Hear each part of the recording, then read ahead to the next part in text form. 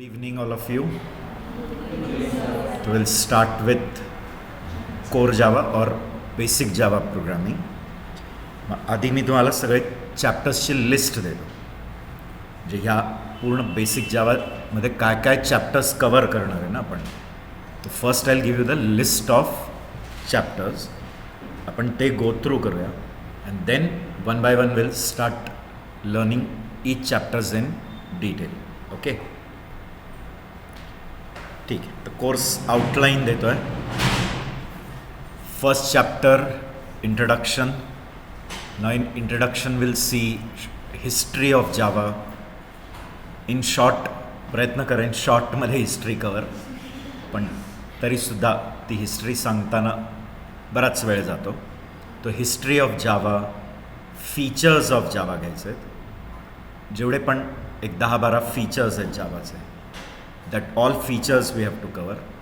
मग त्यातच object oriented प्रोग्रामिंगचे जे कन्सेप्ट्स आहेत ते परत रिवाईज करायचे. आता काहींचं C++ ऑलरेडी झालं असेल त्यांना फारच सोपं जाईल, नाही तरी काही प्रॉब्लेम नाही. ते जेवढे पण 4-5 काही मेन कन्सेप्ट्स आहेत ऑब्जेक्ट ओरिएंटेड प्रोग्रामिंगचे, की क्लास मीन्स काय, object means what, encapsulation means what, abstraction means what, तर ते जे महत्त्वाचे फीचर्स आहेत ते पण मी इथे या पहिल्या चॅप्टरमध्ये सांगणार.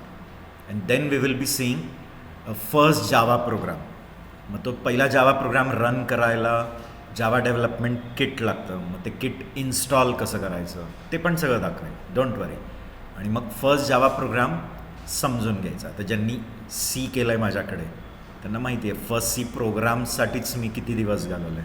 तर इथेसुद्धा फर्स्ट जावा प्रोग्राम प्रॉपरली समजायला कमीत कमी 2 लेक्चर व्यवस्थित समजायला, each and every part of what that first Java program.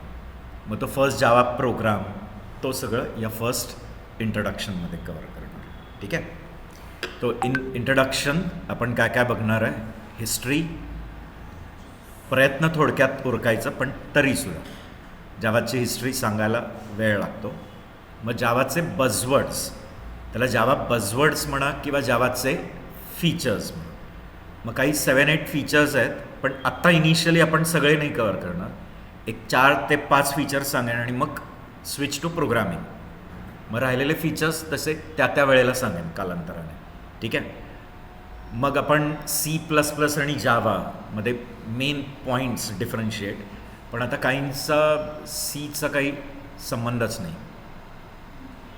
Okay, मग ठीक आहे. मग त्या अकॉर्डिंगली आपण ह्या पॉईंटवर फोकस करूया. मग फर्स्ट जावा प्रोग्राम समजून घ्यायचा आहे. अगदी हॅलो वर्ल्डचा प्रोग्राम असेल, पण तो हॅलो वर्ल्ड प्रोग्राम समजायला पण वेळ लागतो. म्हणजे ईच अँड एव्हरी पार्ट, की क्लास वर्ड काय, क्लासचं नाव काय, मग ते स्टॅटिकच काय, ते पब्लिकच काय, ते मेन वर्डच काय, त्याला तो अरे जातो, मग त्याचा कन्सेप्ट काय, मग पूर्ण सिस्टीम डॉट आउट डॉट प्रिंटएलएन, मग प्रत्येक पार्ट डेसिकेट. म्हणजे मी ते प्रॉपर सगळं काय करणार, स्प्लिट करून त्या प्रत्येक गोष्टीचा एक्सप्लेनेशन देईन, डोंट वरी.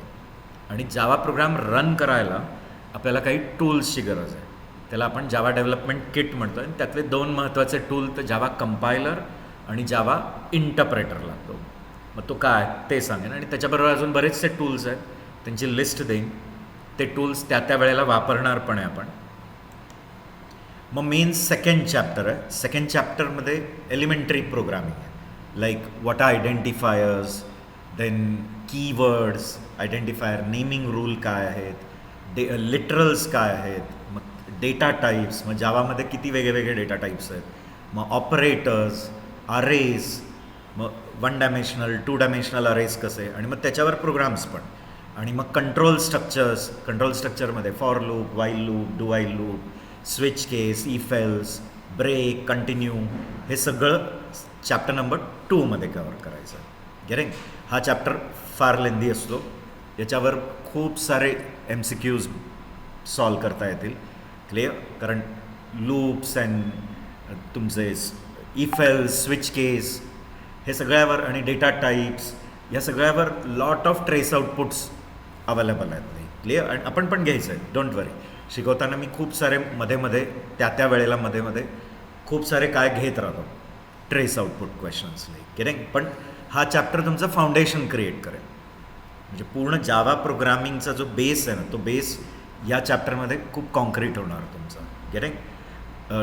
वेगवेगळे डेटा टाईप्स जसं सांगितलं, मग लूप्स आहेत, लूपचे टाईप्स आहेत, मग फ्लो ट्रान्सफर इन्स्ट्रक्शन आहेत like break and continue, and लास्टला आपल्याला अरेज, मग अरेज जावामध्ये कसे बनतात, 1 डायमेन्शनल अरे, 2 डायमेन्शनल, आणि मग त्या प्रत्येक गोष्टीवर प्रोग्राम्स घ्यायचे आहेत आपल्याला. तो identifiers, data types, keywords, operators, control flow, अरे. Control flow very much like C only. सीचे जे कंट्रोल फ्लो आहेत तेच जावाने कॅरी केलेले आहेत, फक्त काही ठिकाणी कंडिशन्स आहेत आणि काही ठिकाणी ॲड ऑन आहे. म्हणजे काही काही ठिकाणी थोडा ॲडिशनल फीचर दिलं आहे आणि काही काही ठिकाणी त्यांचे कंडिशन्स काय एन्फोर्स केले आहेत ते जेव्हा शिकू आपण ते सांगतो. मग थर्ड चॅप्टर इथून आता ॲक्च्युअल ऑब्जेक्ट ओरिएंटेड प्रोग्रामिंग सुरू आहे. करेक्ट? तो ऑब्जेक्ट ओरिएंटेड प्रोग्रामिंग इन जावा, तो ऑब्जेक्ट्स अँड क्लासेस. मग जावामध्ये क्लास कसा तयार होतो, मग त्या क्लासचे कॉपीज कसे तयार होतात. करेक्ट? मग त्या क्लासमध्ये जो काही तुम्ही डेटा टाकाल, मग ते डेटा मेथड ते काय वेगळ्या वेगळ्या प्रकारचे असतील. मग इन्स्टन्स डेटा, स्टॅटिक डेटा, त्यांच्यात फरक काय, मग कन्स्ट्रक्टर्स काय असतात. करेक्ट? आणि मग आपण आपले पॅकेजेस कसे तयार करायचे, मग त्याच्यावर पण असाइनमेंट्स होतील, डोंट वरी. आणि मग ऑब्जेक्ट्सचा अरे पण कसा तयार करायचा, अरे ऑफ ऑब्जेक्ट्स, हे सगळं ह्या चॅप्टरमध्ये डिस्कस. करेक्ट? मग नेक्स्ट चॅप्टर आपण मूव्ह करणार, दॅट इज इनहेरिटन्स. आता ज्यांनी C++ केलं आहे त्यांना C++चं इनहेरिटन्स बऱ्यापैकी माहिती असेल तर कोपअप होतं, इझी होतं. नाही माहिती तरी काही प्रॉब्लेम नाही, परत घेतोच मी अगदी ते परत सगळं कन्सेप्ट. कारण बरेच जण आहेत जे C++मधून डायरेक्ट जावामध्ये स्विच, एस्पेशली आपल्याकडे BCS वगैरेला कोर्स तसाच आहे की C++ नाही, सीमधून डायरेक्ट जावाला स्विच.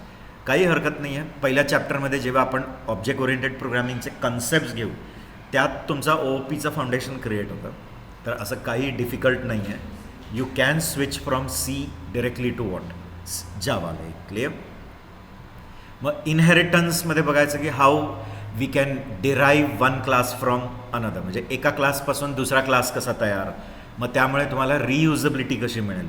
म्हणजे एक क्लास ऑलरेडी डेव्हलप्ड आहे तर त्याची जी काही डेव्हलपमेंट झाली ती कसा नवीन क्लास त्याच्या आत वापरेल आणि तो त्याचे स्वतःचे फीचर्स पण कसे ॲड करेल, तर तो कन्सेप्ट बघायचा आहे. इंटरफेसेस हा टोटली न्यू कन्सेप्ट आहे जावामध्ये, C++कडे हा नव्हता. इंटरफेसेस पण क्लाससारखेच असतात, फक्त ह्याच्यात जे मेथड असतात त्यांना डेफिनेशन नसतं. गेटिंग? मग ते आत्ता पटकन कळणार नाही. आता कन्सेप्ट फक्त लक्षात घ्या की एक इंटरफेस नावाचा एक काय जावामध्ये एक तो कन्सेप्ट आहे, तो चॅप्टर येईल तेव्हा डिटेलमध्ये सांगेन. तो इनहेरिटन्स, त्याचे टाईप्स, ओव्हररायडिंग हा एक प्रिन्सिपल आहे ऑब्जेक्ट ओरिएंटेड प्रोग्रामिंगचा. मग ॲब्स्ट्रॅक्ट क्लासेस, ॲब्स्ट्रॅक्ट मेथड्स, मग त्या ॲब्स्ट्रॅक्ट क्लासेस वापरून आपण कसं रनटाईम पॉलिमॉर्फिझम अचीव्ह करायचं आहे ते बघणार आहे. मग इंटरफेसेस, इनर क्लासेस आणि इनर क्लासेसचे टाईप्स नाही. इनर क्लासेस म्हणजे defining one class inside another, म्हणजे एका क्लासमध्ये दुसरा क्लास कसा डिफाईन करायचा, तो कन्सेप्ट इथे बघणार. Then will be learning one more very very important concept, एक खूप महत्त्वाचा जावाचा हा कन्सेप्ट आहे, that is exception handling. Getting? जे C++कडे पण होतं.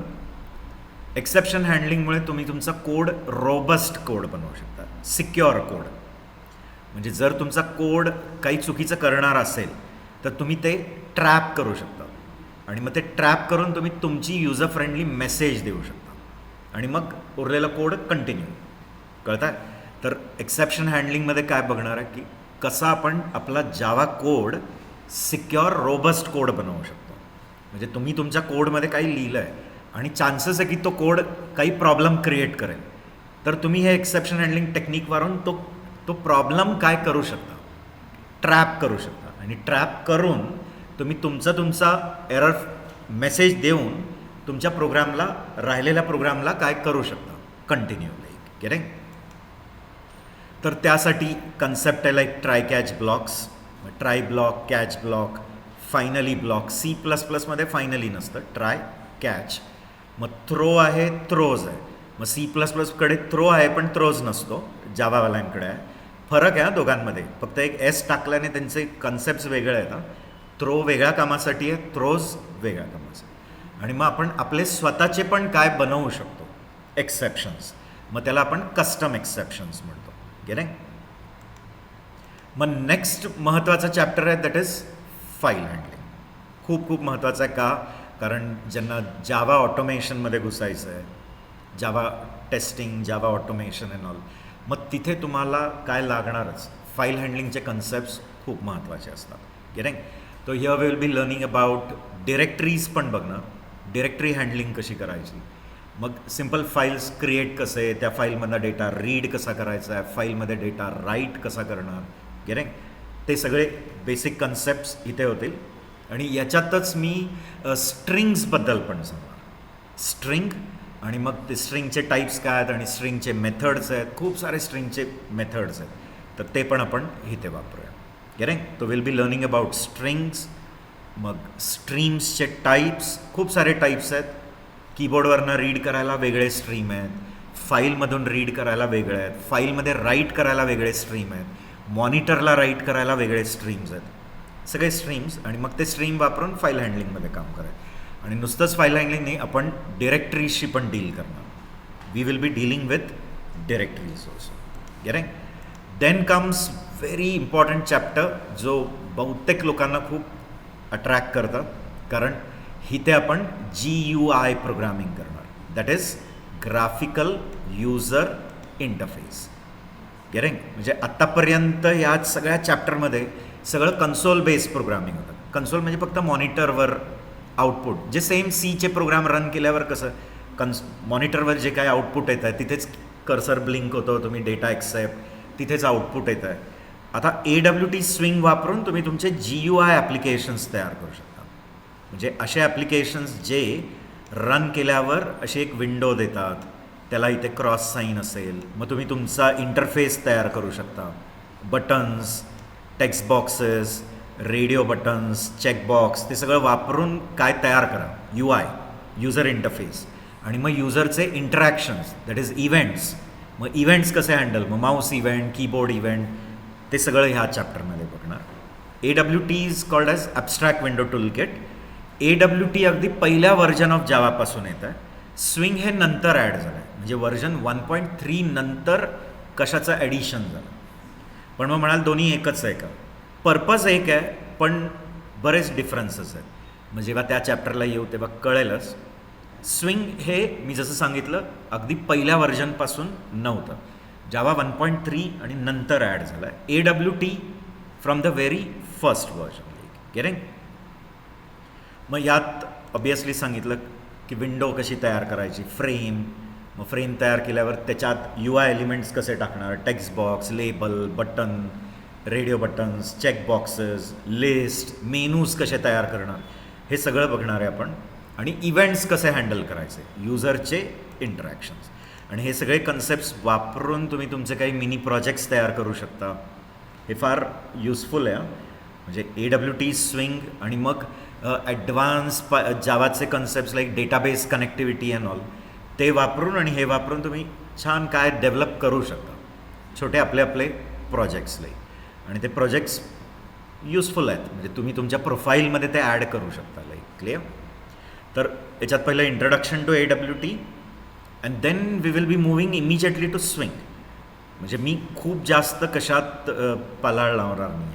AWTबद्दल सांगेन, त्याच्यात पण थोडेसे प्रोग्राम लिहिणार आपण AWTमध्ये, पण खूप जास्त डिटेल स्विंग. करेक्ट. म्हणजे स्विंगचे जास्त कॉम्पोनंट्स आपण शिकणार आहे इन डिटेल, पण स्विंग डायरेक्ट शिकणे चुकीचं आहे. म्हणून आधी आपण काय कवर करणार, म्हणजे एक तुम्हाला GUI प्रोग्रामिंगची आयडिया आली की बाबा GUI असं होतं आणि इव्हेंट असे हँडल होतात, मग तो नॉलेज घेऊन मग कशात जम्प करायचं आहे. We have to dive into swing आणि मग स्विंग इन डिटेल आहे. मग इथे शॉर्टकट स्विंगचे कॉम्पोनंट, मग माऊस कसं, म्हणजे कीबोर्ड माऊस, त्यालाच आपण इव्हेंट हँडलिंग म्हणतो, ते कसे हँडल ते बघणार. आणि लास्ट एक खूप महत्त्वाचा कन्सेप्ट बघायचा आहे, that is applets. Okay. Now you'll say what are applets. Applet पण GUI प्रोग्रामच असतो, फक्त तो ब्राउझरमध्ये रन होतो. गेटिंग? म्हणजे जावावाल्यांनी जावाचा वापर पहिल्यांदा इंटरनेटसाठी हिथून सुरू केला. म्हणजे त्याच्या आधी जावाचं ॲप्लिकेशन इंटरनेटशी काही संबंधच नव्हता. म्हणजे Java was not used only for what purpose? Internet applications. ॲपलेटपासून मग Java became a language of internet. मग असं लक्षात घ्या की ॲपलेट एक असा जावा प्रोग्राम आहे जो ब्राउझरच्या आत काय होतो? रन. म्हणजे त्याचा आउटपुट आपण कशात व्ह्यू करणार आहे? ब्राउझरच्या आत. आणि ब्राउझरमध्ये जनरली वेब ॲप्लिकेशन्सच बघतो ना आपण. ब्राउझर हा कशासाठी वापरतो? वेब पेजेस बघण्यासाठीच ना. म्हणजे वेबचे जे प्रोग्राम्स आहेत ते कशामध्ये व्ह्यू होतात? Within a browser. तो applet is also viewed within the browser. Getting? मग यात सुद्धा UI तयार करता येतं. ॲपलेटमध्ये पण तुम्ही बटन्स, टेक्स्ट बॉक्स सगळं टाक. ग्राफिक्स ड्रॉ करू शकता. वेगवेगळ्या लाईन्स काढा, सर्कल्स, पाय, बरेच आहेत. ते पण सगळं आपण कवर करणार. ठीक आहे? मग ॲपलेट्स बनवायचा कसा? मग त्याची पूर्ण लाईफ सायकल आपण बघणार. आणि मग इंट्रोडक्शन टू सम ॲपलेट ग्राफिक्स. म्हणजे ग्राफिक्स ॲपलेटचा वापर करून काही ड्रॉइंग्स पण करूया. काही वेगवेगळे पॅटर्न्स आपण ड्रॉ करूया. ठीक आहे? तो हा एवढा सगळा बेसिक पायथनमध्ये हा कोर्स आहे. एवढा आपल्याला कवर करायचा आहे. गेटिंग? आता हे सगळं कवर करायला ऑब्वियसली पेशन्स लागणार आहे, जे तुमच्याकडे आहे. कारण तुम्ही माझ्याकडे सी शिकला आहे, तर तुमच्याकडे अफाट असा काय आहे? सहनशक्ती आहे. क्लिअर? जे तुम्ही इतके महिने मला सीसाठी झेललेलं आहे. क्लिअर? तर जावाला पण करणारच ऑब्वियसली. क्लिअर? बरं ना. तुम्ही इतक्या चिकाटीने कधीपासून तुम्ही सीला येत आहे, राईट? मग तसंच जावाला पण येणार आहे. मला पक्क माहिती आहे. खूप कॉन्फिडंट आहे मी. कारण तसं नसतं तर मग तुम्ही जावाला आलाच नसता ना परत. Right on? म्हणजे शिकायचं आहे म्हणून तुम्ही परत आला. तर ते शिकायचं तर असू दे, किती का वेळ लागेल, पण इथेच शिकायचं आहे आपल्याला. असं ठरवून तुम्ही आलेला आहात, तर नो प्रॉब्लेम. आपण आता पहिल्या चॅप्टरकडे डाईव्ह करूया. ठीक आहे? First chapter. आता first chapter it takes time. म्हणजे पहिल्या लेक्चरमध्येच डायरेक्ट फर्स्ट जावा प्रोग्राम होत नाही. असे शिकवणारे आहेत लोक जे अगदी 10व्या मिनिटावर त्यांचा फर्स्ट जावा प्रोग्राम सुरू झालेला असतो. गेटिंग? असं होऊ शकत नाही. म्हणजे ॲटलिस्ट माझ्याकडनं होणार नाही आहे. आणि ते तुम्ही ॲक्सेप्ट केलेलं आहे. क्लिअर? It takes time. ती हिस्ट्री, त्याचे फीचर्स, हे सगळं सांगायला वेळ लागतो. आणि मग तो वातावरण तयार होतं. मग तुम्ही आता जावाचा काय लिहायला सुरू करू शकता. First program. गेटिंग? बरं, आता जावाची हिस्ट्री डिस्कस करायची आहे, पण त्याच्या आधी एक ऑर्गनायझेशनबद्दल मला सांगायचं आहे. That is Sun Microsystems. तुम्ही ऑलरेडी ऐकून असाल, वेल अँड गुड. नसाल तर आता ऐका. गेटिंग? तर एक कंपनी आहे US ची, कॅलिफोर्निया. ओके? तर ती कंपनीचं नाव काय? सन मायक्रो सिस्टम, जी आत्ता टेक ओव्हर बाय ओरॅकल. आता ओरॅकलनी त्याला टेक ओव्हर केलं आहे, म्हणून त्याला Oracle Sun Microsystems they call. Getting? आता म्हणाल तुम्ही का म्हणजे का सांगताय त्याच्याबद्दल? ती एक अशी ऑर्गनायझेशन आहे ज्यांनी त्यांचा स्वतःचा प्रोसेसर पण तयार केला. जनरली प्रोसेसर म्हटलं की आपल्याला इंटेलच डोक्यात येतं ना. म्हणजे प्रोसेसर म्हटलं की इंटेलचाच प्रोसेसर. तर असं नाही आहे. सन मायक्रो सिस्टमनी त्यांचा एक काय डिझाईन केलेला आहे प्रोसेसर, पण तो प्रोसेस स्पेशली सुपर कम्प्युटर्ससाठी आहे. म्हणजे तो प्रोसेसर स्पेशली कशासाठी डिझाईन केला? मेन फ्रेम्स, सुपर कम्प्युटर्स ऐकून आहात ना? Super computer you should be proud that पुण्याच्या सिडॅकमध्ये सुद्धा काय बनला गेलं? Super computer. दॅट इज परम 9000. यू माईट हॅव हर्ड परम 9000, परम 10,000. C-DAC centre, doctor Vijay Bhatkar. You should be proud. आपल्या इंडियन गव्हर्नमेंटनी त्यांना पद्मश्री दिलेलं आहे. आणि ते त्या सिडॅक सेंटरचे काय होते? हेड. आणि त्यांनी तो डिझाईन केला. आणि तो डिझाईन पण खुन्नसनी केलेला आहे. कळतं आहे? म्हणजे त्यावेळेला US ते सुपर कम्प्युटर्स आपल्याला काय करायला नव्हते रेडी, एक्सपोर्ट. मग आपल्या सायंटिस्टनी ठरवलं की आता आपण आपलेच काय आणूया, आणि त्यांनी ते डिझाईन केलं. क्लिअर? तर म्हणून अभिमान असला पाहिजे, आपण पुण्याचे आहोत. आणि पुण्यामध्ये सिडॅकमध्ये तो प्रोसेसर तयार झालेला आहे. असो, पण ही जी सन मायक्रो सिस्टम आहे त्यांनीसुद्धा त्यांचा एक काय तयार केला आहे, प्रोसेसर. आणि तो प्रोसेसर स्पेशली कोणत्या मशीन्ससाठीच आहे, super computers. Getting? And super computers means असे कम्प्युटर्स ज्याच्यात एक सी पी यू नसणं, हंड्रेड्स ऑफ काय आहेत सी पी यूज. कळत आहे का? म्हणजे नॉर्मली आपल्या लॅपटॉप्समध्ये अगदी खूप, म्हणजे माझ्या काळात तो एकच सी पी यू असायचा, नंतर मग ते ड्युएलला गेलं म्हणजे 2 सी पी यू. आता आपल्या सेलफोन्समध्ये पण 8 प्रोसेसरपर्यंत, ऑक्टेव्ह प्रोसेसरपर्यंत गेलेत. पण ते पण नाही, यांच्याकडे हंड्रेड्स ऑफ काय असणार आहेत सी पी यू प्रोसेसर्स. आणि मग ते प्रोसेसर पॅरलली काय करतात, हंड्रेड्स ऑफ वर्कस्टेशन्सला हँडल. वर्कस्टेशन्स म्हणजे तेवढे मशीन्स त्या सर्व्हरला काय असतील कनेक्टेड. आणि मग तो एक जो मेन सेंट्रल मशीन आहे तो तेवढ्या वर्कस्टेशन्सला काय करत असेल, हँडल किंवा मॅनेज. मग तशा मशीन्सचा जो प्रोसेसर आहे त्याला काय म्हणतात, स्पार्क किंवा अल्ट्रा स्पार्क. ते त्याचे व्हर्जन्स आहेत, स्पार्क आहे, सुपर स्पार्क आहे, अल्ट्रा स्पार्क आहे. ते कोणी बनवले, या सन मायक्रो सिस्टम. आता सन मायक्रो सिस्टमनी त्यांचा प्रोसेसर बनवला. दुसरं, they have created their own O S also. आता नॉर्मली ओ एस म्हटलं ना की सगळ्यांना डोक्यात मायक्रोसॉफ्टच येतं आहे ना. विंडोज कोणी बनवला आहे, मायक्रोसॉफ्ट. ओ एस म्हटलं तर आत्ता आपण लिनक्स वगैरेचा पण विचार करतो. यसा no, I started my career with Unix. विंडोजचा संबंधच नाही. आम्ही तर युनिक्सच्या वर्कस्टेशन्सवर ते काम करायचो. आणि जेव्हा माझं बी कम्प्लीट होत आलं तेव्हा कधी ते विंडोज 3.1 वर्क ग्रुप वगैरे ते आले. पण त्याच्या आधी युनिक्सवर ते सगळं काम व्हायचं. गेटिंग? पण ओ एस म्हटलं की आपल्याला एक तर मायक्रोसॉफ्टवाल्यांची विंडोज एवढीच डोक्यात येते. पण ह्या लोकांनी पण त्यांची काय तयार केली आहे, ओ एस. आणि ती ओ एस आहे सन सोलारिस, जी ओपन सोर्स ओ एसच आहे, फ्री आहे, अवेलेबल. तुम्ही डाउनलोड करू शकता आणि तुम्ही तुमच्या व्हर्च्युअल बॉक्समध्ये त्याला रन करून बघू शकता. क्लिअर? तुम्हाला कधी पाहिजे तर मी डेमो दाखवेन तुम्हाला. क्लिअर? तर ती बऱ्यापैकी रेड हॅटसारखी आहे. गेटिंग? रेड हॅटच्या कन्सेप्टवरच बनवलेली आहे. ओपन सोर्स आहे, ती पण फ्री आहे. युनिक्स कर्नलवरनाच ती काय झाली आहे, डिराईव्ड आहे. तर ती डिराईव्ड ऑपरेटिंग सिस्टमच आहे. पण ती कोणी तयार केली आहे, सन मायक्रो सिस्टम. आणि तिसरं महत्त्वाचं गोष्ट ह्या लोकांनी बनवलं आहे, that is Java programming language. तर जावा प्रोग्रामिंग लँग्वेज जी ट्रू ऑब्जेक्ट ओरिएंटेड प्रोग्रामिंग आहे, जी प्लॅटफॉर्म इंडिपेंडंट आहे, आर्किटेक्चर इंडिपेंडंट आहे. प्लॅटफॉर्म इंडिपेंडंट आहे म्हणजे त्याचा एक बेनिफिट काय की त्याला एकदा कंपाईल केला आणि जो तुम्हाला टार्गेट कोड मिळतो तो तुम्ही कोणत्याही मशीनवर काय करू शकता, रन. जे सीचा प्रोग्राम नाही होऊ शकत. सीचा प्रोग्राम त्या प्लॅटफॉर्म त्या आर्किटेक्चर्सला काय असतो, बाइंड. तर जावाचा तो एक बेनिफिट आहे. तर थोडक्यात बघा, मी क्विकली प्रयत्न करतो आहे स्लाईड्सवर दाखवायला. Sun micro system, okay, Santa Clara, California, USA. त्यांचा ॲड्रेस आहे. आणि असं डोक्यात हा ॲड्रेस रेकॉर्ड करायचा की मला जायचं आहे तिथे कधीतरी.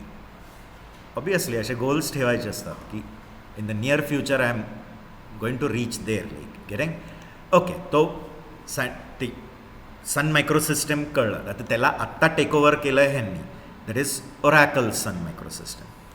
यांनी काय काय बनवलं आहे मी सांगितलं. खूप पॉवरफुल प्रोडक्ट्स जसं सांगितलं, त्यांचा स्वतःचा त्यांनी म्हणजे बघा ते हार्डवेअरमध्ये पण आहेत, ओ एस बनवण्यामध्ये पण आहेत, लँग्वेज बनवण्यामध्ये पण आहेत, सब जगह पे है ये लोग. कळतं आहे ना. तर त्यांनी एक असा प्रोसेसर बनवला आहे जो सुपर कम्प्युटर्ससाठीच आहे. म्हणजे तो साध्या पर्सनल मशीन्ससाठी नाही आहे. तो असा प्रोसेसर आहे जो मेन फ्रेम्ससाठीच आहे. गेटिंग? मेन फ्रेम्स बाकीचे पण आहेत, AS400 वगैरे ऐकलं आहे बरेचसे आपल्या इथे, SKF टेल्को वगैरे, दे यूज दॅट मेन फ्रेम्सली. गेटिंग? तर इथे बघा, सन मायक्रो सिस्टम्स, मेन फ्रेम्स म्हणजेच सुपर कम्प्युटर्सचा एक टाईप म्हणा. सुपर कम्प्युटर्सचाच एक टाईप आहे मेन फ्रेम. गेटिंग?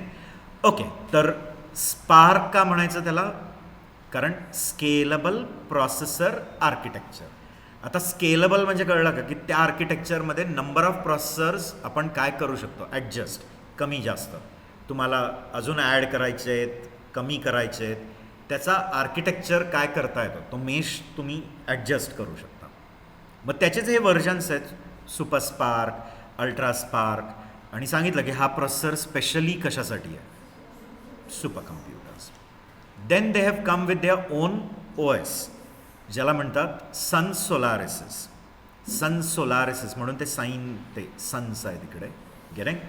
आणि ही डिराईव्ह कशापासून आहे, युनिक्सपासून. त्याचा ओरिजिनल कर्नल कशासारखाच आहे युनिक्स, आणि बरंचसं आर्किटेक्चर कशावरच बेस्ड आहे, युनिक्स आर्किटेक्चरवरच आहे. आणि ओपन सोर्सही तुम्ही ऑफिशियल वेबसाईटवरनं त्यांची ती ISO इमेज डाउनलोड करू शकता. तुमच्या मशीनमध्ये तुम्ही जर व्हर्च्युअल बॉक्स इन्स्टॉल्ड आहे तर त्यात ती इमेज आणून तुम्ही तुमच्या विंडोजवरच व्हर्च्युअल बॉक्स रन करून त्यात ती सन सोलारिसिस काय करू शकता यूज, आणि वापरताना बऱ्यापैकी रेड हॅट वापरल्यासारखाच काय येतो फील येतो. पण अशीच OS आपल्या सिडॅकवाल्यांनी पण बनवली आहे, पुणे युनिव्हर्सिटीमध्ये पण ती बनली आहे अशीच OS, आणि ज्याला नाव आहे बॉस. पुण्यातले लोक नेहमी स्वतःला बॉसच समजतात ना म्हणजे त्यांना त्यांच्या मते आम्हीच बरोबर आहे, बरोबर की नाही. म्हणजे तुम्ही काही म्हणा पण आम्ही बरोबर आहे, आणि त्यांच्या मते आमच्याकडे जे काय ते जगात भारी असतं, बरोबर. म्हणजे आमची चायनीजसुद्धा जगात भारी. ते चायनावाले लोक मरतील ना, लाईक ते म्हणतील मग आम्ही काय वेडे बरोबर ना. चायनावाले म्हणतील की आम्ही काय वेडे आहेत का, पण पुण्यावाले म्हणतात नाही पुण्यातली चायनीजच जगात काय भारी आहे. लाईक भले तो बनवली आहे कोणी तर थोडक्यात कळलं तर ती बॉस एक OS पण आहे जी पुणे युनिव्हर्सिटीने बनवली आहे, भारत ऑपरेटिंग सिस्टम सर्व्हिसेस. ती बॉस OS पण तुम्ही युनिव्हच्या वेबसाईटवरनं ती डाउनलोड करता येते. ती OSसुद्धा सिमिलर रेड हॅटचा फील आहे त्याला, लाईक गेटिंग. तर ही जी OS आहे ती मल्टी युजर ऑपरेटिंग सिस्टम आहे. मल्टी युजर म्हणजे एकाच वेळेला मल्टिपल युजर्सला ते सर्व्हर काय करेल हँडल, गेटिंग. पण मग जितके युजर्स आहेत ते सगळे डम कनेक्टेड असतात, आणि तो जो सेंट्रल मशीन आहे तो तेवढ्या युजर्सला सायमल्टेनियसली काय करत असतं हँडल. लाईक ओपन सोर्स आहे. ओपन सोर्सचं मिनिंग की ही OS सोर्स कोड सकट लोकांना दिली आहे. म्हणजे मायक्रोसॉफ्टवाले जे लोक आहेत ना ते कधीच काही देत नाहीत कशासकट सोर्स कोड. म्हणजे पहिली गोष्ट तर ते काही फ्रीवेअर पण द्यायचे नाहीत, म्हणजे काही फुकट पण द्यायचं नाहीत, आणि सोर्स कोड त्याचा संबंधच नाही. म्हणजे ते नेहमी क्लोज सोर्स द्यायचे. क्लोज सोर्स म्हणजे कळलं, कंपाईल झालेल्या ज्या EXEs आहेत ना त्या फक्त EXE डिस्ट्रीब्यूट करायचे, आणि जे काही आहे ते तुम्हाला परचेस करायला लागायचं, लायसन्ड. म्हणजे परचेस करणे किंवा लायसन घेणे म्हणजेच ते काय आहे, फ्रीवेअर नाही आहे, it is to be purchase. आणि क्लोज सोर्स आहे म्हणजे ते सोर्स कोड सकट देत नाही. आत्ता मायक्रोसॉफ्ट काही प्रोडक्ट्सला ते द्यायला लागलं आहे, कसं, फ्रीवेअर, गेटिंग. पण यांचं म्हणणं काय की ही OS कशासकटच घेऊन टाका, सोर्स कोड सकट. आणि तुम्ही जर कॉम्पिटंट C प्रोग्रामर असाल तर तुम्ही ती OSचा सोर्स कोड बघून त्याच्यात काड्या करून तुम्ही तुमची नवीन व्हर्जन पण काय करू शकता तयार, गेटिंग. एक रॉबर्ट लव्हचं बुक पण आहे ना, त्यांनी 10,000 लाईन्स ऑफ युनिक्स कोड म्हणजे 10,000 लाईन्स ऑफ लिनक्सचा जो कोड आहे ना तो पूर्ण त्या बुकमध्ये एक्सप्लेन केला. आणि जर तुम्ही त्या वाचायच्या मोहिमेवर गेलात ना तर तुम्हाला कळेल की Cचं पॉवर काय, आणि म्हणून का Cला एवढा वेळ दिला जातो, कळलं ना. तुम्ही जर ते बुक वाचाल ना तर तुम्हाला कळेल की C इतकं भन्नाट आहे की तेवढा C वापरून ती पूर्ण लिनक्स ऑपरेटिंग सिस्टम तयार केली, आणि त्याचा पण तो पूर्ण सोर्स कोड त्या बुकमध्ये काय केला आहे, एक्सप्लेन केला आहे, क्लिअर. आणि याचा पूर्ण बेस काय आहे, कर्नल कशावरच बेस्ड आहे, युनिक्स ऑपरेटिंग, करेक्ट. आणि तिसरं महत्त्वाचं जे त्यांनी बनवलं दॅट इज ही लँग्वेज, राईट. तो जावा लँग्वेज, त्याचा ऑफिशियल लोगोच का तो कप सॉसर झाला वगैरे ते मी येतो त्याची हिस्ट्री सांगायला येईन तेव्हा कळेल. तर ही लँग्वेज पहिली गोष्ट ऑब्जेक्ट ओरिएंटेड आहे.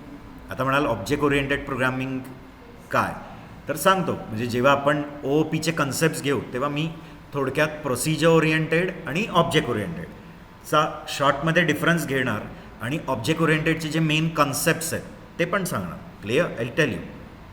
मल्टीपर्पज आहे म्हणजे जावाचा डोमेन फिक्स नाही आहे. तुम्ही सगळीकडे हार्डवेअर कंट्रोलला जावा वापरा, साधे स्टँडअलोन ॲप्लिकेशन्स बनवायला वापरा, वेब ॲप्लिकेशन्स बनवायला वापरा, तुम्ही सेलफोन ॲप्लिकेशन्स बनवायला वापरू शकता. गेटिंग ग्राफिक्स ॲप्लिकेशन्स आहेत, lot of application areas are there where Java is used. Getting आणि त्याचा खूप महत्त्वाचा फीचर आहे की जावा ही प्लॅटफॉर्म इंडिपेंडंट आहे. गेटिंग म्हणजे मी जर जावाचा प्रोग्राम विंडोजवर कंपाईल केला आणि त्याचा तो टार्गेट कोड ज्याला बाईट कोड म्हणतात तो घेतला आणि तो डायरेक्टली लिनक्सच्या VMला दिला तरी तो रन होईल. पण असं क्रॉस आपण सीच्या प्रोग्रामला करू शकत नाही. गेटिंग मग ते जेव्हा त्याच्या फीचर्सला येऊ तेव्हा कळेल. तर थोडक्यात आत्ता मी जस्ट कोणाबद्दल बोललो हे क्लिअर आहे. Just now I have talked about Sun Microsystem. म्हणून इनिशियली ह्यांचे जे सर्टिफिकेशन पेपर्स असायचे ते सगळे एसनी म्हणजे SCJP म्हणजे सन सर्टिफिकेशनचे जे काय असायचे तर SCJP अँड मग SCP ते जावा आर्किटेक्चर असायचा, जावा प्रोफेशनल ते आणि आता त्याच्या पुढे O ॲड करायला लागलेत. म्हणजे त्या सर्टिफिकेशनच्या नावाच्या पुढे O ॲड होतो आता. एनिवे सर्टिफिकेशन्स केलेत तर बेटरच आहे, पण ते सर्टिफिकेशन कॉस्ट खूप असते. आपल्या कोर्सच्या फीच्या पण भरपूर मल्टिपल कॉस्ट असते. पण एनिवे ती सर्टिफिकेशन मॅटर करते ना, इट मॅटर्स. म्हणजे इंडस्ट्रीमध्ये तुम्ही सर्टिफिकेशन घेऊन जर जाता it will always create a weight. कारण सर्टिफाईड असल्यामुळे मग तुमचे इंटरव्ह्यू पण त्याप्रमाणे व्हायला लागतात. Like getting and accordingly you can ask for the package also ना. तुम्ही म्हणाला मी आय एम सर्टिफाईड तर मला पॅकेज पण तसा पाहिजे. गेटिंग असो कळलं आहे. आता थोडंसं हिस्ट्रीकडे मूव्ह करूया. सगळी कंप्लीट नाही होणार आजच्या सेशनमध्ये, पण जितकं शक्य आहे तेवढं सांगतो. Okay. Working of Java started in around 1990 म्हणजे अराउंड 20 years आफ्टर सी. कळत आहे म्हणजे सी स्टार्टेड इन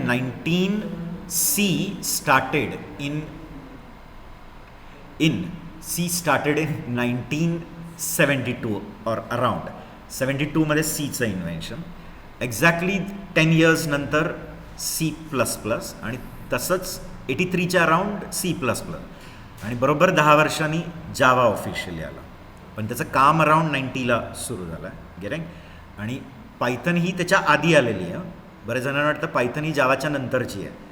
त्याला सुगीचे दिवस 2012 वगैरे नंतर यायला लागले म्हणून लोकांना वाटतं की पायथन ही खूप नवी लँग्वेज आहे. पण पायथनचं इन्व्हेन्शन हे कशाच्या आधी झालेलं आहे, जावाच्या. अराउंड 89मध्ये पायथन इंट्रोड्यूस झाली. गेटिंग तो म्हणजे काय तो ठेवायचा नाही मिसकन्सेप्शन की पायथन हा कधी इन्व्हेंट झालेला आहे. जावाच्या नंतर. गेटिंग जावाच्या आधी पायथन आला आहे. बट एनिवे आत्ता आपण डिस्कस करतो आहे अबाउट जावा हिस्ट्री.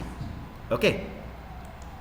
तो around 1990 as I said in around 1990 at Sun Microsystem. I tell you on the slides, don't worry. तर 1990मध्ये सन मायक्रोसिस्टममध्ये James Gosling he is Sun Microsystems programmer. तो James Gosling and his team, त्याच्या टीममध्ये अजून बरेच होते, खूप मोठी टीम होती. त्यातले काही टीम मेंबर्स तर ते युनिक्स मेकिंगमधले पण होते. म्हणजे युनिक्स बनवणाऱ्यांमधले पण काही टीम मेंबर्स इथे होते. गेटिंग तर जेम्स गॉसलिंग आहे, मग बिल जॉय आहे, मग जॉनॅथन आहे, पॅट्रिक नॉटन आहे, शेरडन आहे, खूप सारी एक अशी एक टीम आहे. आणि त्या टीमला एक प्रोजेक्ट दिला गेला होता. And that project was to write a software which will control electronic devices. तर जसं सांगितलं की 1990 at Sun Microsystem James Gosling and his team was given one project. आणि तो प्रोजेक्ट काय होता की एक असं सॉफ्टवेअर बिल्ड करायचं आहे जे इलेक्ट्रॉनिक डिव्हायसेसला काय करेल, कंट्रोल. मग इलेक्ट्रॉनिक डिव्हाइस कॉमनली जसे होम अप्लायन्सेस आहेत, म्हणजे टच बेस मायक्रोवेव्ह अवन आहेत, वॉशिंग मशीन्स आहेत, होम सिक्युरिटी सिस्टम्स आहेत. गेटिंग काही टेलिकॉम्ससाठी पण आहे, म्हणजे टेलिकॉम एक्सचेंज वगैरे आहेत तर त्यांच्यासाठी आहे. सेट टॉप बॉक्सेस आहेत, टी व्हीचे जे डिजिटल ट्रान्समिशन थ्रू आपल्या घरात तो सेट टॉप किंवा आता आपण ते डिश बसवलेलं असतं. तर त्याच्यासाठी पण काय लिहायचे होते त्यांना, असे सॉफ्टवेअर्स जे त्या डिव्हायसेसला काय करेल, कंट्रोल करेल. करेक्ट. मग ह्या टीमनी त्यावेळेला विचार केला की C++ वापरूया, कारण त्यावेळेला C++ बूममध्ये होती, कारण ऑलरेडी 10 वर्ष झाले होते ना, बरं ना, 83. आणि मग म्हणजे जवळजवळ 90s, कारण जावा जेव्हा आला तेव्हा जावा येईपर्यंत 95 उजाडलं होतं ऑफिशियली लोकांपर्यंत. गेरे. तर अराऊंड तेवढ्या काळात लोकांनी ऑलरेडी काय वापरायला सुरुवात केली होती, C++. आणि C++ पण ऑब्जेक्ट ओरिएंटेड प्रोग्रामिंग आहे. म्हणजे OOPचे कन्सेप्ट जे आहेत, class, inheritance, object, encapsulation, data hiding and all, ते सगळं प्रिन्सिपल्स वापरून लोक ऑलरेडी कशात प्रोग्रामिंग करत होते, C++. मग ह्या टीमला काय वाटलं की आपण कशाचा वापर करूया, C++चा. कशासाठी, ते डिव्हायसेसला कंट्रोल. कारण एनिवे C++ मिडल लेवलमध्येच जाते ना, सी सारखी. सी कशी मिडल लेवल लँग्वेज आहे, म्हणजे ह्याच्याकडे हार्डवेअर कंट्रोल पण आहे आणि हाय लेवल फीचर्स पण आहे. तो they thought of using what, C++ because of its OOP nature. आणि त्यावेळेला ऑलरेडी लोक कम्फर्टेबल होते काय वापरण्यामध्ये, म्हणजे ऑलरेडी C++मध्ये ऑलरेडी बरेचसे प्रोग्रामर्स कशात काम करत होते या लँग्वेज. तर त्यांनी काय विचार केला की C++ वापरून आपण सॉफ्टवेअर्स लिहू जे इलेक्ट्रॉनिक डिव्हायसेसला काय करेल, कंट्रोल. गेरे. पण मग थोड्या काळामध्ये त्यांना ह्याचे काही ड्रॉबॅक्स दिसले. गेरे. मग ते काय ड्रॉबॅक्स आहेत, तर ड्रॉबॅक्स खूप आहेत, त्यातले महत्त्वाचे 4 ड्रॉबॅक आहेत, ते आपण डिस्कस करणार आहे. ते ड्रॉबॅक डिस्कस करायला पण वेळ लागणार आहे, मी परत सांगतो आहे, you need to have patience to learn something. गेरे. तर C++ वापरायचा विचार केला, पण त्यांना काय कळले याचे काही ड्रॉबॅक्स जे त्यांच्या प्रोजेक्टसाठी सुटेबल नव्हते. गेरे. मग ते काय ड्रॉबॅक्स आहेत ते डिस्कस करूया आपण एक एक करून. पण आत्तापर्यंत मी जे काही सांगितलं ते क्विकली आपण बघूया. तर जसं सांगितलं 1990 James Gosling and his team and they were working where, obviously Sun Microsystem. म्हणून तर मी सन मायक्रोसिस्टमचं वातावरण तयार केलं ना आधीच्या स्लाईडमध्ये. मी यांच्याबद्दल इतकं उधो केलं आत्ता की त्यांनी त्यांचा प्रोसेसर आणला, त्यांचा OS आणला, त्यांची लँग्वेज आणली. एक स्लाईड मी त्यांच्यासाठी स्पेशली डिवोट केला. पटकन यांचं नाव गुंडाळलं नाही ना, यांना महत्त्व द्यायला पाहिजे का, कारण त्यांच्यामुळे जावा आहे आणि त्यांच्यामुळे आपण आहोत. क्लिअर. आपण जॉब शोधतो आहे, मी तुम्हाला लेक्चर देतो आहे, तर सगळे आपण असं कृतज्ञ असलं पाहिजे ना. म्हणजे तर सन मायक्रोसिस्टम्स, तिथे जेम्स गॉसलिंग. पण जेम्स गॉसलिंगमुळे ती लँग्वेज फेमस झाली, पण असं नाही आहे, ती बनवण्यामध्ये बरेच लोक होते अजून. म्हणून जावाचं इन्व्हेंटर जेम्स गॉसलिंगनं म्हणतात, मान्य आहे, पण अजून बरेच आहेत जे जावा मेकिंगमध्ये आहेत. म्हणजे त्यांची एक पूर्ण टीम आहे. I will show you that team photo also. तो James Gosling, he is James Gosling. And what they were given one task. त्यांना काय टास्क दिला होता, to write a software which will control electronic devices. Getting. म्हणजे त्यांना सांगितलं की असा एक प्रोग्राम लिहा की जे असे वेगळे इलेक्ट्रॉनिक डिव्हायसेसला काय करेल, कंट्रोल. जनरली हे जे प्रोग्राम्स असणार आहेत ना, ते प्रोग्राम्स चिपवर बर्न्ड असणार, त्याला EPROMs वगैरे म्हणतात. तो प्रोग्राम डेव्हलप करायचा आणि मग त्याला कशावर बर्न केलं जातं, त्या चिपवर. त्यांना फर्मवेअर्स पण म्हणतात. आणि मग ते चिप्स कशामध्ये इन्स्टॉल होतात, त्या डिव्हाइसमध्ये. आणि त्या प्रोग्रामचं एकच डेडिकेटेड काम आहे, तेवढंच, त्या डिव्हाइसला काय करायचं, कंट्रोल. कळतं आहे ना. आपला जनरल पर्पज लॅपटॉपवर आपण सगळी कामं करून घेतो ना, एनिथिंग वी कॅन डू. तसं नाही आहे. तो प्रोग्राम फिक्स आहे, डेडिकेटेड आहे, ज्याचं काम फक्त त्या डिव्हाइसला कंट्रोल, आणि त्याला त्या चिपवर बर्न केलं जातं. आणि ती चिप त्या ह्याच्यात काय केली जाते, त्या डिव्हाइसमध्ये माउंट. जसे आपले वॉशिंग मशीन्स अँड ऑल, त्यात ते मायक्रो कंट्रोलर्स बेस्ड काय असतात, कंट्रोलिंग सॉफ्टवेअर्स टाकलेले असतात. ठीक आहे. तर यांना काय करायचं होतं मी सांगितलं की एक असा डिव्हाइस, इलेक्ट्रॉनिक डिव्हाइस, त्याला कंट्रोल करायला काय लिहा, सॉफ्टवेअर. तो controlled using what, either using remote or through touch panel. म्हणजे ते असे डिव्हाइसेस आहेत ज्यांना टच पॅनल बेस किंवा रिमोटनी कंट्रोल करायचं. ठीक आहे. मग मी सांगितलं की ह्यांनी विचार केला काय वापरूया, C++. आणि मग त्यांनी त्यांचा जो प्रोजेक्ट आहे इलेक्ट्रॉनिक डिव्हाइस कंट्रोल करायचा, त्या प्रोजेक्टला नाव दिलं ग्रीन प्रोजेक्ट. आता त्याचं नाव ग्रीनच का, तर तो इतिहास सांगायला परत वेगळा वेळ लागेल, म्हणून आता आपलं लक्षात ठेवा की त्या प्रोजेक्टला नाव काय दिलं आहे त्यांनी, ग्रीन प्रोजेक्ट. गेटिंग? त्या प्रोजेक्टचं नाव काय होतं, ग्रीन प्रोजेक्ट. ऑब्वियसली त्यांच्या टीमचं नाव काय होतं, green team. Getting? Team name is green team. आता मी सगळे सुपर हिरोज दाखवले आहेत, तर आपल्यास ते तसे सुपर हिरोज आहेत ना, ते त्यांच्या फील्डमध्ये तर ते सुपर हिरोज आहेत ना, कारण आपली क्षमता तिथपर्यंत नाहीच आहे ना की त्यांच्या चुका शोधूया. भले आपण पुण्यात राहतो आहे तरी त्या टीमनी काय जावामध्ये चुकी केली ती शोधण्याच्या मोहिमेवर तुम्ही जाऊच नका. तुम्ही काय जावा डिझाईन झाला आहे ना तो समजून घ्या, त्याच्यावर प्रोग्राम्स बनवा, प्रोजेक्ट्स बनवा आणि एक जॉब शोधा. गेटिंग? बाकी काही करायच्या मोहिमेवर जाऊ नका. क्लिअर? कारण ते अफाट लोक आहेत, त्यांनी फार विचार करून ती लँग्वेज काय केली आहे डिझाईन, म्हणून ते सुपर हिरोजच आहेत ना. यसा ना, तुमच्या जनरेशनचे सुपर हिरोज आहेतच ना असे, ते मार्वलचे किंवा DCचे असतात ना. नाही, my son is very fascinated with that. My daughter, तिचे ते सुपर हिरोज वेगळे, यांचे वेगळे. ते DCचे मार्वल्स वगैरेचे असतात ना लेख. तर असो, आमच्या काळातला हा होता कोण, दूरदर्शनवर याचं शक्तिमान कळलं, तर तो आमच्या जमान्यातला आहे. क्लिअर? असो, तर या टीमचं नाव काय, ग्रीन टीम. राईट? म्हणजे त्या शक्तिमान सिरियलमध्ये म्हणजे काही, म्हणजे जे कल्पनाशक्तीच्या काहीतरी फार पलीकडचं काही असायचं त्यांचं लेख, काही करू शकतात ते. तर ह्या ग्रीन टीमनी काय ठरवलं की कोणती लँग्वेज वापरूया. Okay, we will use C++. तो initial language to develop software is C++. पण मी सांगितलं आता C++ का विचार केला, कारण ती त्यावेळेची ऑब्जेक्ट ओरिएंटेड प्रोग्रामिंग होती आणि ऑलरेडी लोकांनी बराच काळ काय वापरून झालं होतं. मग ऑलरेडी C++शी लोक कम्फर्टेबल होते, म्हणून त्यांनी विचार केला चला ह्याच प्लॅटफॉर्मला वापरून आपण तो ग्रीन प्रोजेक्ट डेव्हलप करूया.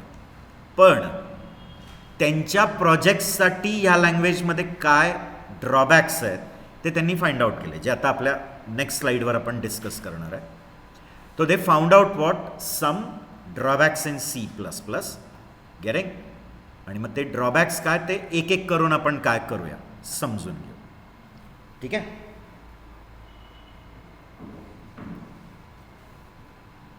आता त्यातले सगळे ड्रॉबॅक्स आजच्या सेशनमध्ये नाही होऊ शकणार, पण जितके शक्य आहेत तेवढे मी प्रयत्न करतो.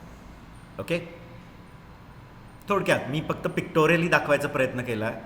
आय हॅव जस्ट ट्राईड की instead of showing slides with full of text, getting, I have tried to show you in a pictorial way. Pictorial things are more easy to remember. Getting? तो काय find out झालं ते तुम्हाला कळलं की त्यांनी काही ड्रॉबॅक्स शोधले. मग आता आपण क्विकली त्यांचे ते ड्रॉबॅक्स काय ते समजून घेऊया. गेटिंग? त्यातला ही टीम पण आहे बघा, म्हणून मी मुद्दामून त्या टीमचा फोटो पण दाखवला. This is the whole team of Green project. त्यातले काही महत्त्वाचे लोक होते आणि त्यांना त्यांच्या जबाबदाऱ्या होत्या, म्हणजे सगळ्यांनीच लँग्वेज नाही. एका व्यक्तीने लँग्वेज डिझाईन केली, ऑब्वियसली कोण, जेम्स गॉसलिंग. मग ते लँग्वेजमध्ये डेटा टाईप्स किती असतील, ऑपरेटर्स काय काय असणार, सिंटॅक्स रूल्स काय असतील, ते एकाने ठरवलं. एक बिझनेस डेव्हलपमेंटसाठी, म्हणजे आता आपण त्या ग्रीन प्रोजेक्टमध्ये प्रोडक्ट्स बनवणार, हार्डवेअर कंट्रोल, मग लोकांनी ते घ्यायला पाहिजे ना, म्हणजे त्याचा बिझनेस डेव्हलपमेंट पण तयार व्हायला. मग एक ग्राफिक्सवरच काम करत होता. गेटिंग? असे प्रत्येकाला काय दिले गेले होते, जबाबदाऱ्या होत्या. गेटिंग? ही ग्रीन टीम आहे. See, he is James Gosling. Okay, Patrick Naughton, Mike Sheridan. आता ती एकच, त्या एवढ्या समूहात ती एकच महिला आहे, मग तीच जॉनॅथन असणार. Clear? Jonathan is name of a girl. Clear? तर जॉनॅथन, हां, क्लिअर. मग बिल जॉय, आता हे बिल जॉय जे आहे ते युनिक्स मेकिंगमध्ये पण आहे. त्यांनी त्यांची एक शेल स्क्रिप्ट तयार केलेली आहे. त्यांची स्वतःची एक शेल स्क्रिप्टिंग लँग्वेज तयार केली आहे जी युनिक्सवरती शेल स्क्रिप्ट वापरतात. तर हे सगळे महत्त्वाचे लोक आहेत. या प्रत्येकाला आपल्या आपल्या जबाबदाऱ्या होत्या. जसं जेम्स गॉसलिंगनी लँग्वेज डिझाईनवर फोकस केला, getting the language selection for project. आता ग्रीन प्रोजेक्टला कोणती लँग्वेज वापरायची ही ठरवलं, राईट. पण मग ती ठरवल्यानंतर त्यांना ड्रॉबॅक आला. मग ड्रॉबॅक आला म्हणून नवीन लँग्वेज डिझाईन. मग नवीन लँग्वेजचं डिझायनिंग पण ह्यांनीच केलेलं आहे मेन. मग Mike Sheridan he was responsible for business development. Patrick Naughton he was responsible for graphic system. अशा प्रत्येकाच्या जबाबदाऱ्या होत्या. वाचा, जर गेलात विकिपीडियावर तर पूर्ण इतिहास दिसेल आणि मग प्रत्येकाने काय केलं आहे, त्यांचं कॉन्ट्रीब्युशन काय, सगळं आहे, गेटिंग.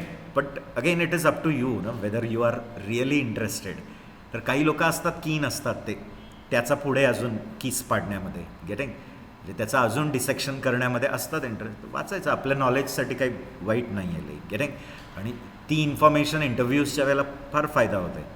जेव्हा तुम्ही इंटरव्ह्यूजला जाता तेव्हा तुमच्याकडेच इन्फॉर्मेशन एवढी आहे की तुम्ही कॉन्फिडंटली समोरचा काय विचारता, आय कॅन टेल. तुमची इन्फॉर्मेशनच लिमिटेड असेल तर पोचेपर्यंत रस्त्यात थोडीफार पडते आणि मग ती इन्फॉर्मेशन पोचेपर्यंत जेवढी उरते त्याच्यावर तुम्ही इंटरव्ह्यू देणार ना, तसं असतं ते. असो, तर थोडक्यात कळलं, इथपर्यंत कळलं. ही टीम बघितली, बघून घ्या असं त्यांना कोण कोण आहेत, त्यात महत्त्वाचे व्यक्ती कोण आहेत. आता C++चे काय फाइंड आउट केले प्रॉब्लेम. त्यातला आता एकच आपण समजू शकतो कारण आपल्याकडे टायमिंग तेवढाच आहे. पहिला ड्रॉबॅक जो होता दॅट इज मल्टिपल इनहेरिटन्स. मग आता काहींना C++ येतच नाही असं समजून घ्या, ओके. तो inheritance is a mechanism of creating one class from another class. म्हणजे एका क्लासपासून दुसरे क्लास तयार करण्याच्या प्रोसेसला काय म्हणतो आपण, इनहेरिटन्स, ओके. त्याच्यातला बेनिफिट काय असतो की त्या एका क्लासनी जे काही डेव्हलप केलं आहे ते त्या नवीन क्लासला अवेलेबल होतं.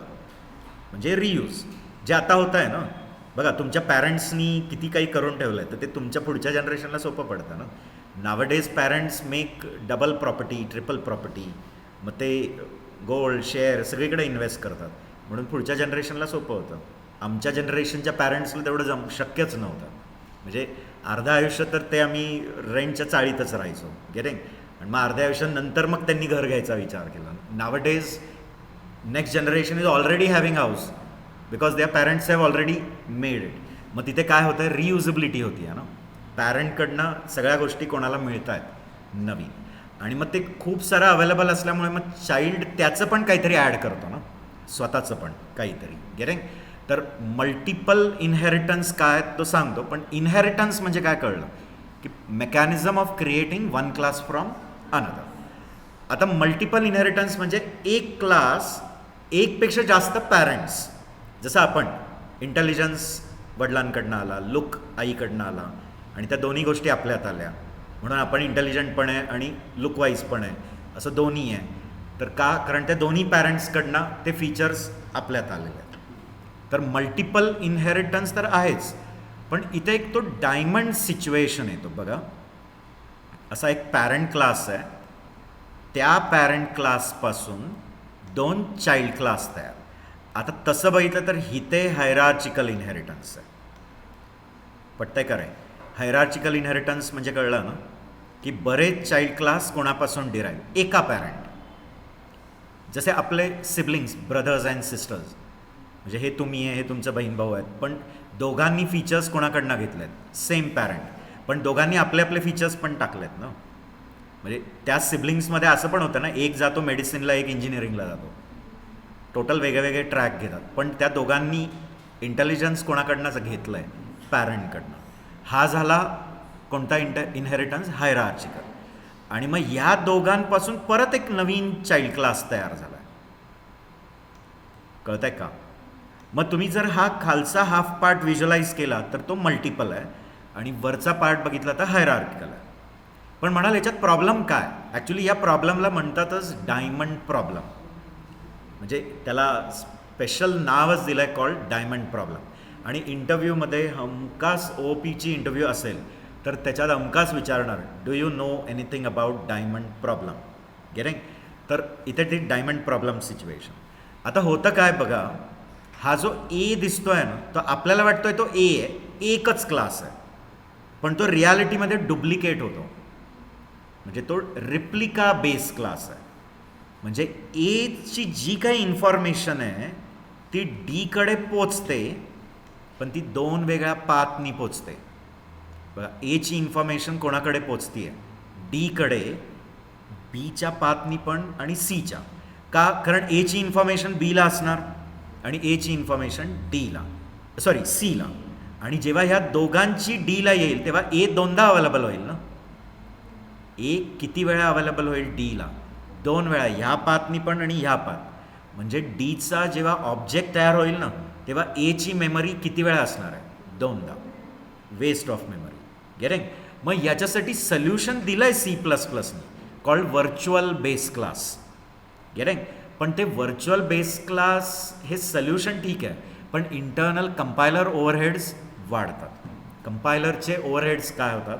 वाढतात. गेटिंग? म्हणून हा एक काय स्पॉट आउट झाला, एक ड्रॉबॅक. गेटिंग?